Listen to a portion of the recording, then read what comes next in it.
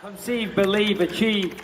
This is former UFC middleweight champion of the world, Michael Bisping. Paddy the Baddy here. You're listening to Combat Sports UK. And you're watching Combat Sports UK. Hello, everybody. Welcome back to the Combat Sports UK podcast. It's Taylor Collard here. You might be confused thinking, oh, is this boxing? Is this MMA? What is this? Well, this is the reality we're living in, where MMA fighters beat up boxers in boxing matches. Ladies and gentlemen, I'm joined by the two boxing heads of Combat Sports UK, Nathan Shields. How are you, Nathan? I'm all right, mate. How are you? I'm good. And Jay Miller. Jay, how are you doing, mate? Yeah, I'm all good here, mate. I'm waiting for Nathan's reaction over the weekend. We're waiting all weekend for it, so let's go. Well, to be honest with you, mate, I think you should be quite pleased that you couldn't get on last week for the pod, because had you been able to jump on, you'd have probably said everything I'd have said, and then you'd be doing the same thing as I am and everybody else is doing around the world, which is eating some humble pie and tipping our hats to Francis Ngannou. I mean, what an incredible fight from his perspective, at the very least. We've got a bit of a funny situation, haven't we? Because we've got a boxing and MMA guy. We've got another MMA guy solely. So, Jay, what we shoot to you first, mate? First off, would you have seen this coming in a million years? And second of all, what did you think to the fight itself? Well, it's funny you say that, because if I was on the podcast last week, I was actually going to say I predicted Ngannou to win 96-93 on the scorecards. But yeah. But as you said, all the compliments to Francis Ngannou. I thought he was absolutely brilliant. It's not what I expected at all. I genuinely wasn't really even bothered about tuning in before the fight, because the way I saw it before it was just that it was going to be a bit of a sparring session. There may be a finish from Fury, but at the end of the day, it was going to be a money grab, like every other Tyson Fury fight. And it wasn't. I actually quite enjoyed it, apart from the end. So. But yeah, throw it back to you guys. What do you guys think of the night? I mean, for me, it was just mental. The whole thing was mental. I remember following the whole track of when, the whole thing with the UFC went down with Francis and fumbled the bag, and Bellator didn't want him, and One Championship said he was too expensive, and then PFL kind of swooped in there. If anyone's laughing last, it is definitely the PFL at the moment. They are really licking their lips. Ooh, we got a nice bit of juice over here. And then just watching it unfold was just completely insane. And when you think about it, the only point of comparison we've got is Conor and Floyd, right? So that's the natural point of comparison people are going to go to. There was obviously the crossover when the boxing fella went over to MMA back in the day, but in boxing, this is all we've got. And you just look at that and you just think, what the hell happened? Were we living in some kind of alternate universe? I was watching, because I watched it in DAZN over here in Germany, and I wasn't watching no German commentary because it's dog. So I put on the Talk Sport with Adam Catterall, and they were just like, they just couldn't get their head around it. I couldn't get my head around it. And then when he knocked him down in the third round, I jumped up and I was like, what have I just seen? And the look on Fury's face as well, he just looked completely like flabbergasted, like caught in the headlights. It was just mental. It was just absolutely mental. I don't know, like, who watched it live? Obviously, Jay, you didn't. Nathan, did you? I did watch it live, yeah. I was exactly the same as Jay, mate. To be honest, I thought it's got some couple of interesting fights on there, but like the Bacoli and Takam one could have been an absolute snooze fest, really. But I was interested to see what happened, and I thought, do you know what? I'm going to leave this one. I'm not going to watch anything live whatsoever, and I'm just going to tune in the following day, look on social media, see that Fury's, bulldozed Ngannou or boxed his head off for 10 rounds, and I'll tune in and see which other fights I actually need to go and watch back. The only one I was really interested in, if I'm being completely honest, was the Fabio Wardley and David Adelaide fight, because that one for me was a 50-50 scrap and was absolutely guaranteed to deliver. But I was actually doing a Halloween party for my little boy yesterday, and we were a few decorations shy of where we needed to be. So the missus went upstairs to bed because she got a headache. So I was then left to put all these decorations up, and I ended up having a bit of a late night doing it. And when I was just about to shoot upstairs to bed, I just checked my phone and I got a notification from one of the boxing apps that I follow, and it basically said, both men are now in the ring. And I thought this was for Fury and Ngannou, and I just thought, well, I might as well switch it on and and have a watch and see what happened. And once I turned it on, I couldn't turn it off. I couldn't believe it because I wasn't bothered. I was just so uninterested in it because in my eyes it was so obvious what was going to happen. And Tyson Fury was absolutely dog shit. And I don't mean that to take anything away from Francis, because I thought Francis was absolutely phenomenal. But Tyson Fury was fat, overweight, slow, very, very not Tyson Fury. Had a plan A, didn't have a plan B. He ran over to Francis Ngannou in the first minute of that first round, and the first shot he threw was a big right hand straight down the pipe. And I honestly, in my head, I thought, it was almost like he thought that was going to be it. I'm going to run over, I'm going to chin him, and it's all going to be over, and I'll make a bit of a statement. And I think when he hit Ngannou and Francis just kind of looked at him and threw back, I thought, well, maybe that's not going to be quite as easy. And the problem was he never really changed tactic. He got knocked down in the third, and then he went into panic mode, to be perfectly honest, and he kind of pot-shotted his way to victory. So that was kind of my take on the early stages, if you like, Jay. Knocked down in the third. Obviously we didn't see it coming. What I thought then, I still wasn't convinced what was going to happen. I thought Fury was going to look up, go, oh shit, I need to put in a bit more effort here, and just turn it on, put on the paces, and like the Wilder fights. Win the last 6 rounds. I mean, I think I had him winning I can't remember what round I had him winning, but he, as you just said there, he didn't turn it round at all. He looked shell shocked. His team didn't really know what to say in the corner. I thought the advice they were giving him was awful. And he didn't, as you said, he didn't look in the fight at points. People who were arguing Fury may have edged it in the end. I didn't think Francis Ngannou looked hurt at one point. I didn't think he looked dazed. I didn't think he looked out of it at all.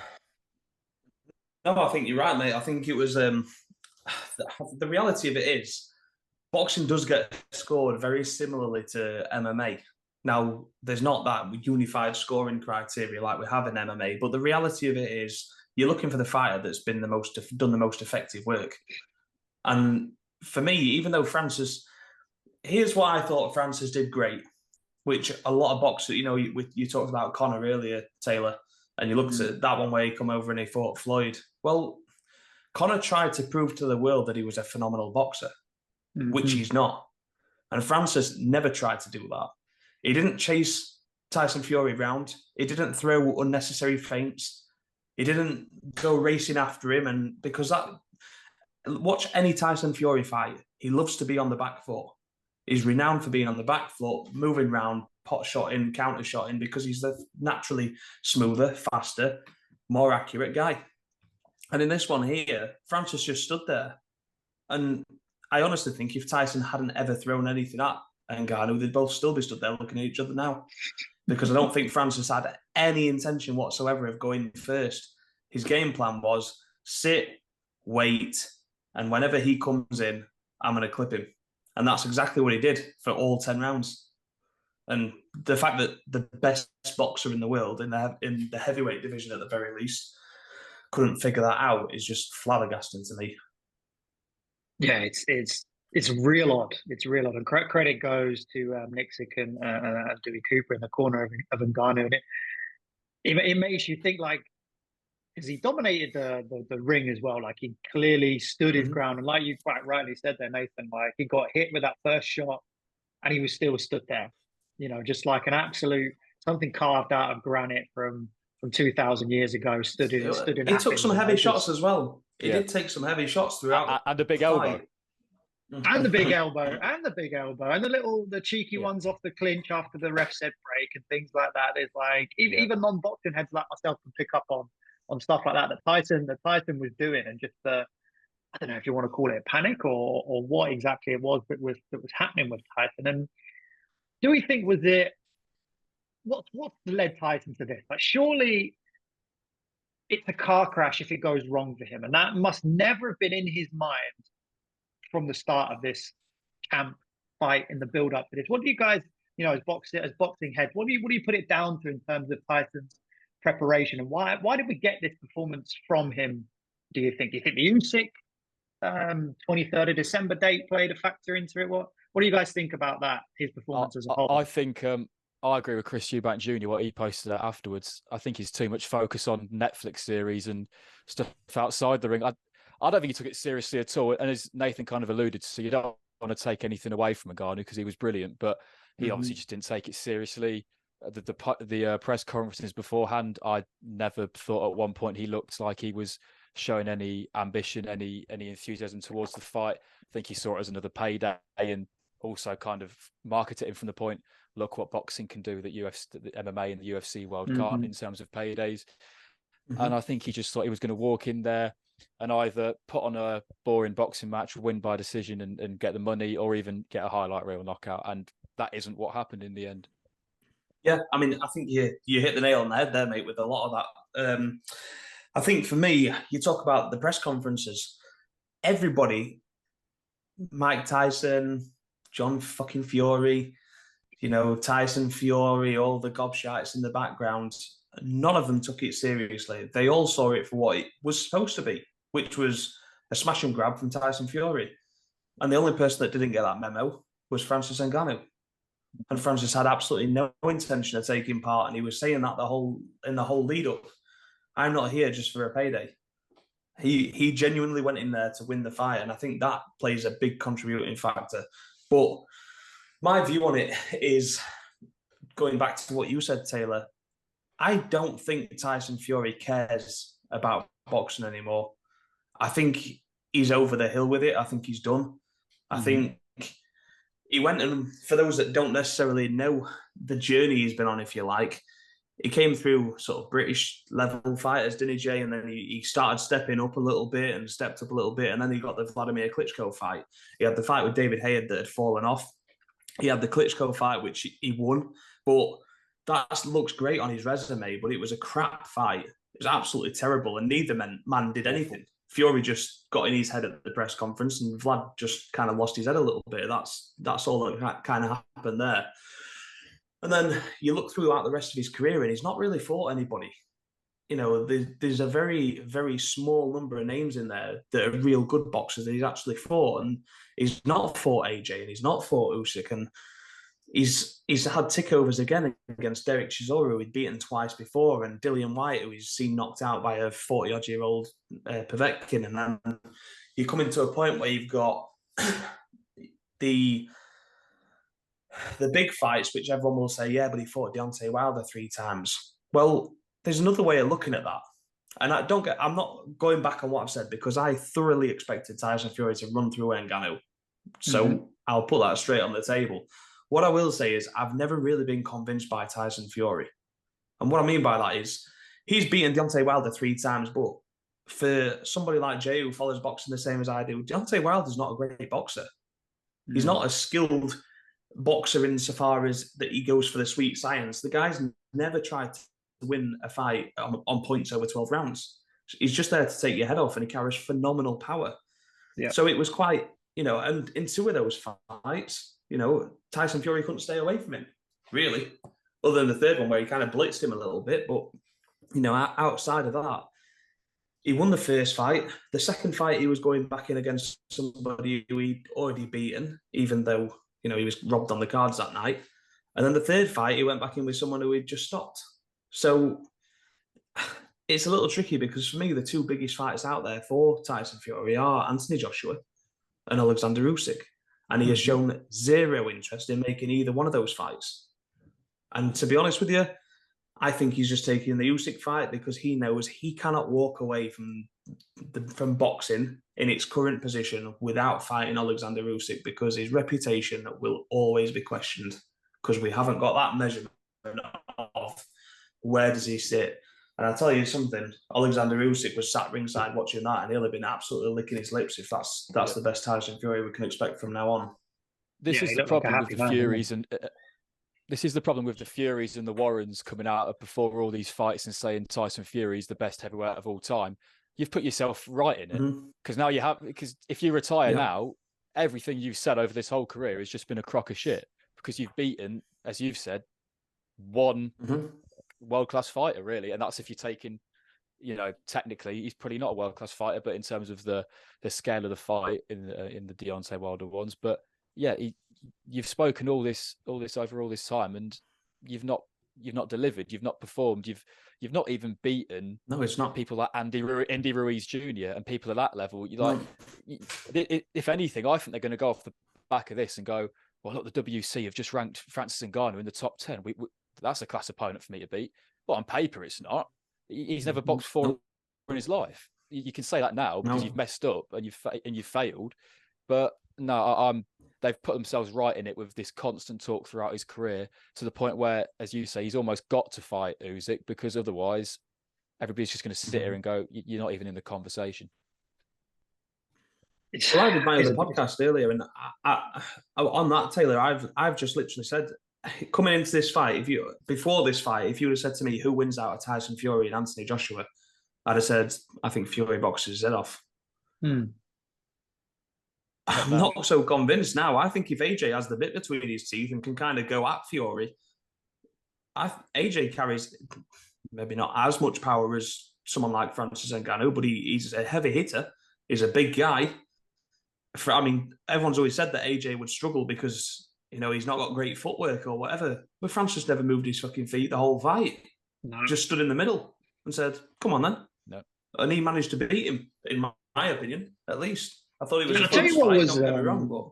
What was one thing that screamed out to me during the fight is, if you're Tyson Fury, right, and bear in mind, who was Francis Ngannou's last MMA fight against?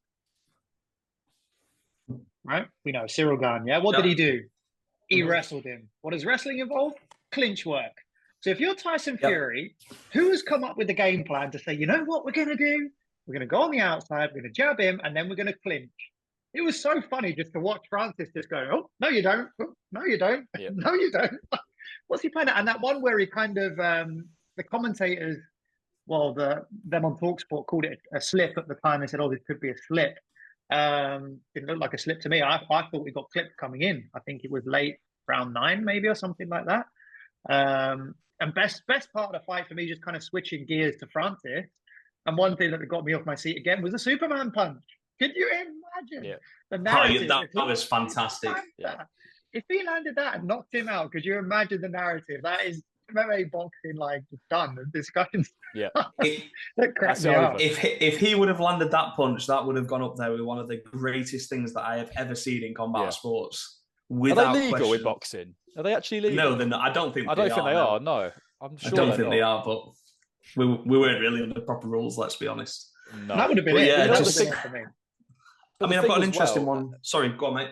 No worries. Coming into the fight, I think a lot of talk was around Tyson Fury. What we always say about him is his uppercut is very strong. It's very powerful. He's off. He's got finishes with it. He's caused real damage with it. I think his team maybe thought, well, Francis Ngannou's wrestling background, maybe he comes into these clinches wrong. Maybe he comes into them a bit low, and we'll hit him at breaking out of the clinches and stuff like that.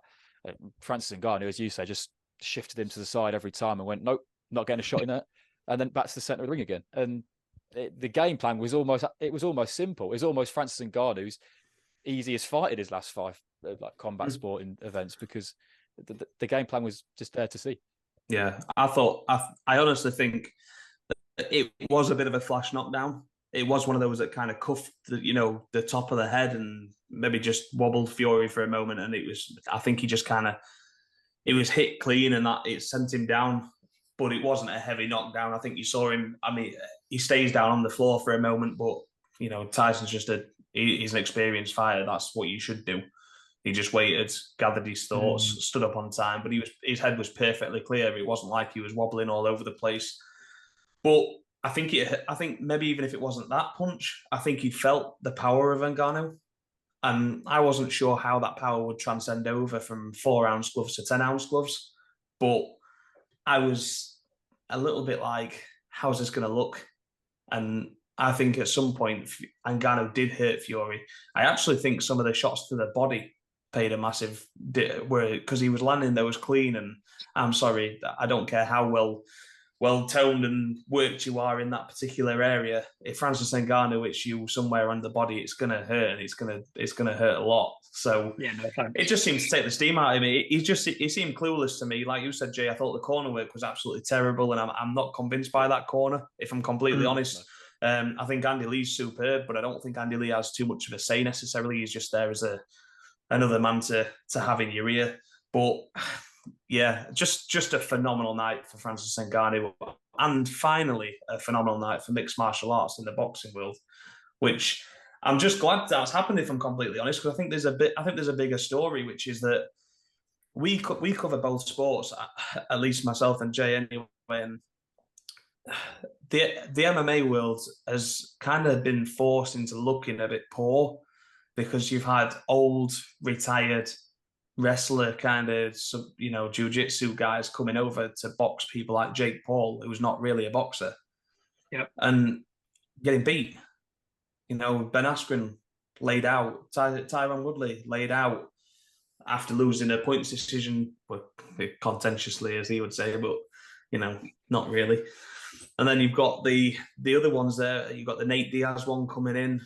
It was a smaller, older guy with lots of miles on the clock, who's never been a big striker anyway. He's more likely to bitch slap you than anything else. Should have said Stockton, really, but bitch slap sounds good too. And look, they've taken the losses. And if you're an MMA fan, it's hard to watch, because we've seen these guys in the prime doing what they're good at, and they're absolute killers in their own right. You know what I mean? But they come over to boxing, and it's just so different. Yeah. And I think the way that Francis managed this was to basically not engage in a boxing fight. I'll stand here, and I'm not going to chase him. I'm not going to try and close the distance, or back him up into a corner, or try and get my inside foot closer than his inside foot. There was no technicalities to it. It was, I'm going to stand here, and when he comes in, I'm going to hit him. And it sounds so simple, but that's what he did, and it was a joy to watch. I was disappointed for him that he never got his hand raised, but at the same time, look, everybody knows he won that fight. Yeah, everybody knows he won. Even Tyson knows that he won that fight. Yeah, it was very sheepish. I think Francis Ngannou has exposed Tyson Fury to the rest of the boxing world on how to beat him?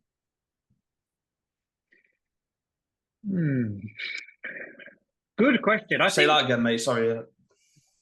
Come on, Jay. My internet's off. What did you say? I was saying, do you think Francis Ngannou has exposed Tyson Fury to the boxing world and how to now beat him? I think so. I think the problem that Alexander Usyk has got is that Usyk doesn't hit that hard. So, no. It's not that he doesn't hit hard, but he's naturally a cruiserweight. So if for the Taylor, it's, the weight class below. So he's a naturally smaller guy coming up in weight. He doesn't carry the same pop, albeit we have seen Fury been put down by cruiserweights before. So you never know. But, the John McDermotts of this world are a long way since gone.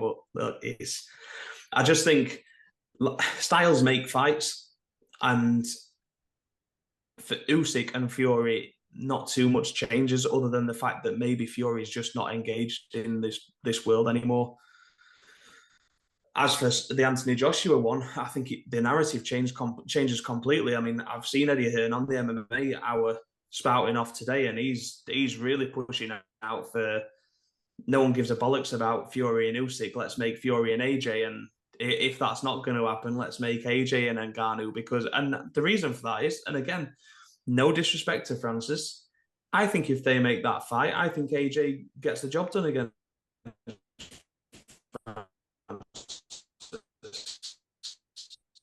Oh, he's gone to another universe. That didn't sound too good. I genuinely do. And to Anthony Joshua and Tyson, I lost you a minute. Then go on. My signals are terrible today. No, you're back. No, just my 2 cents on that. I think on what Jay was saying. I think if you're Anthony Joshua, if you're Eddie Hearn, you're looking at that, licking your lips, thinking, oh yeah, there's definitely a path to victory. Back to your original question, Jay, like there is definitely a path to victory. And I think also Deontay Wilder proved that. I think you can look at that now and say, look, that first Wilder fight, even though Fury did win it, I think, in my opinion, it shows that it's not a fluke, the knockdowns and the damage the Wilder did. And it just shows that, hey, if you can find these openings and if you can catch Fury off guard and catch him a little bit lazy, you never know. You never know on the night. And somebody who maybe has a bit more, I don't want to say boxing experience because everyone's thrown that Francis's way, but someone who has a bit more know-how with that power in a boxing ring, like an Joshua of 5 or 6 years ago. Obviously not the Joshua we've seen recently, but if he can refine that, I think there's a real path to victory for Joshua there. So just before we wrap up, what do you think about Francis? Go on, mate. So I was just going to say, mate, something you mentioned earlier on that I was wanting to pull back to, but there wasn't really a right time.